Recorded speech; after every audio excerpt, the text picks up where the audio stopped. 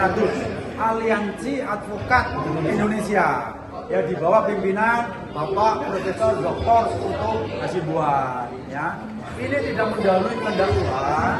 Kita melihat bahwa saat ini hasil quick count, ya kita sangat jauh sekali. Ya kita tahu bahwa hasil quick count, ya termasuk kemarin itu ada exit poll, ada sirekap, yang itu semuanya basisnya juga dari TPS. Hanya ini menggunakan teknologi, ya sehingga dipercepat.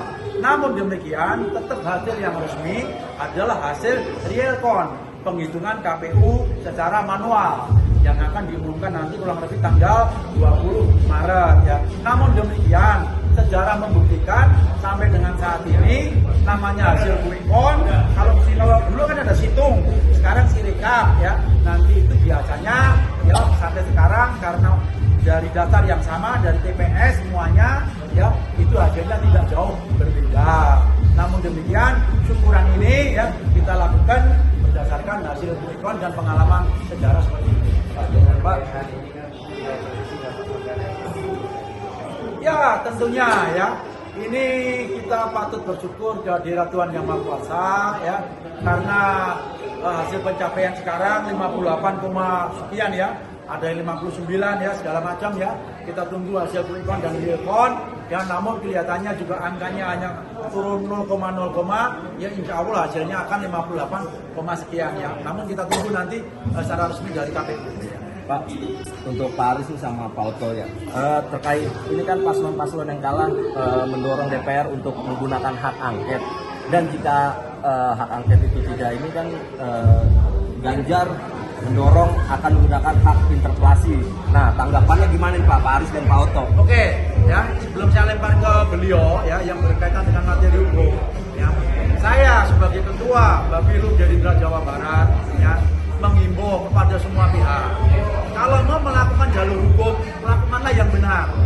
Jangan menghasut masyarakat. Jangan hanya karena kepentingan elit, ya masyarakat dihasut, ya akhirnya menjadi provokator, ya memprovokasi, ya sehingga timbul konflik horizontal. Ini yang tidak perlu kita lakukan. Tadi saya melihat salah satu lembaga survei, ya LSI, Lembaga Survei Indonesia, ya Pak Jedi Hanan yang menyampaikan bahwa hasil survei kepuasan masyarakat terhadap pemilu saat ini 83,6%. Ya, jadi yang sudah baik, sudah damai, ya sudah sejuk, ya jangan dinodai lagi oleh kepentingan-kepentingan elit yang sekedar untuk memprovokasi masyarakat. Kalau ada yang tidak puas, silakan sampaikan ke jalur institusi yang sebenarnya. Mau ke DPR, monggo. Mau ke MK, monggo. Yang penting semuanya adalah konstitusional. Yang dilakukan inkonstitusional atau menabrak aturan, melanggar hukum, undang-undang dan lain sebagainya, itu bisa kita kategorikan makar. Ya, ini akan diperjelas oleh beliau ahli hukumnya. Nah, pakarnya, monggo silakan. Ya, jadi kalau ada upaya ke DPR dengan menggunakan hak angket, sebenarnya tadi sudah disampaikan itu adalah salah kaprah. Karena jalurnya tidak kalau hak angket mau digunakan untuk membatalkan hasil pemilu, salah kaprah. Karena hak angket ini bisa membatalkan hasil pemilu, ya. Karena itu undang-undangnya sudah beda. Pemilu itu diatur dengan undang-undang pemilu, di mana kalau ada orang memberi keterangan atau tidak puas dengan hasil pemilu, dia bisa menggunakannya melalui Mahkamah Konstitusi. Ya, kalau ke MK atau ke DPR dengan menggunakan hak angket, itu hanyalah menggunakan hak untuk penyelidikan dalam hal-hal yang dilakukan oleh pemerintah, termasuk implementasi terhadap pelaksanaan suatu undang-undang. Tapi kalau pemilu kaitannya tidak ada ke hak angket, itu harus ke MK. Nah, kalau mereka mengajukan ke MK, itu jalur hukumnya, ya tentunya kita juga siap menghadapinya.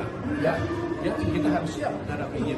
Mudah-mudahan mereka berpikir dengan adanya jarak yang terlalu jauh, ya 16% sampai 50% itu, ya itu terlalu jauh. Mudah-mudahan mereka tidak jadi melakukannya.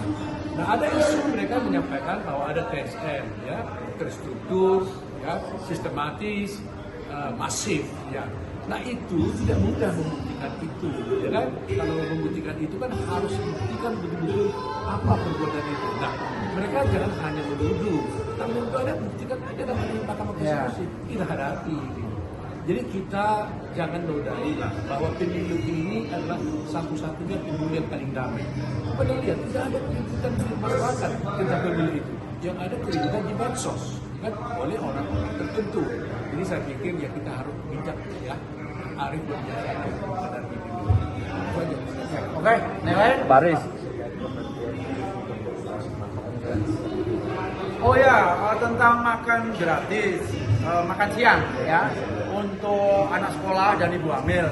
Nanti tentunya akan dibuat suatu badan ya, apakah itu setingkat kementerian atau badan ya, nanti pasti akan diputuskan oleh Pak Prabowo nanti. Ya. Saya rasa itu. Pak, sedikit soal makan siang kan pasca Pak Prabowo tentang kan juga sudah ada beberapa yang membohong publik lah istilahnya, katanya makan siang ini akan dijalankan pasca ini. Sekarang bisa lakukan pandangan dari Oh enggak, itu saya jamin Pak Prabowo pasti akan menjalankan makan siang gratis untuk anak sekolah dan ibu hamil secepatnya. Jadi kalau ada rumor-rumor mau dijalankan 2029 segala macam, itu bullshit. Ya, itu hanya orang-orang yang tidak bertanggung jawab yang akan untuk memperkeruh suasana. Ya, nggak usah didengerin ini. Ya, hok. Oke? Oke Pak, Ya, terima kasih Pak ya. Ya, Iya Pak. ketemu ya. Iya Pak, makasih Pak.